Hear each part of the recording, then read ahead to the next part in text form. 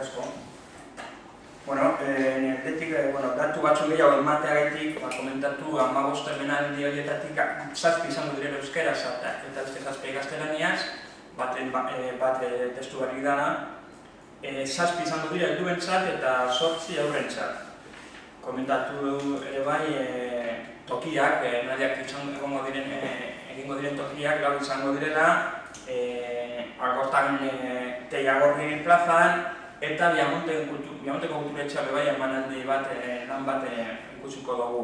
Gero beste biak izango dira Erromoko Santa Eugenia plaza eta Aretako musika eskola. Ja denbora dela, Aretako musika eskola da gure eszenatoki nagusia antzerkia emateko. Komentatu, beti bezala,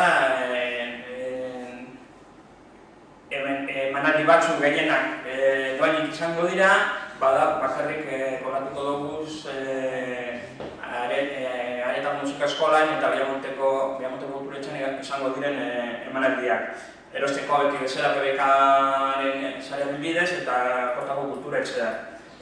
Elkarte jaunak esan duen moduan, gure antzerki jardunaldien helburuak alde batetik zaldeak geure garatzea, beti garrantzitsua da, eta horregatik egiten dugu kale antzerki asko, aurra antzerki asko bai, dira gaurko eta biharko ikusleak eta gero bakarrik, komentatu dauzkagune babesleak, Foru Aldundia, Eusko Jaurlaritza eta BBK.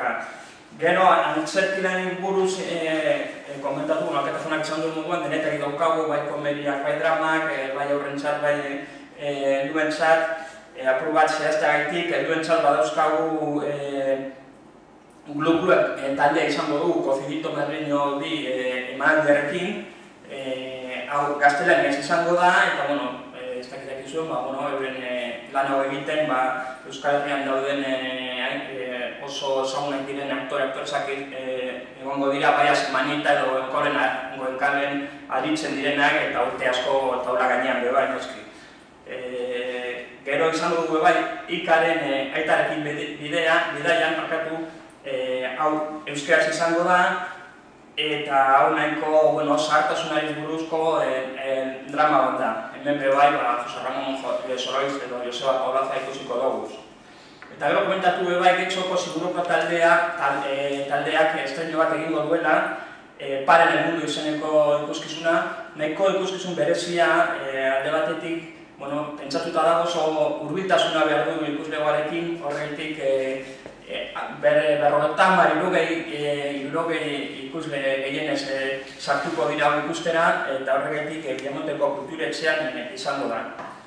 Helduentzat bebai kale antzerkia izango dugu, Tearto eta Endaluna taldearekin, aipatzea talde hauek adibidez Leioako azokan sariak irabazi dituztela. Aurrentzat, beste bi senatok izango dugu, musika eskolan, Pantarrei eta Txalo taldeak arituko dira, bakoitzak bi emanaldi egiten, bai euskeraz, bai erderaz. Eta kalean, Algortako Teiagorri plazan, lau taldea arituko dira, hau guzti hauen emanaldiak euskeraz izango direla.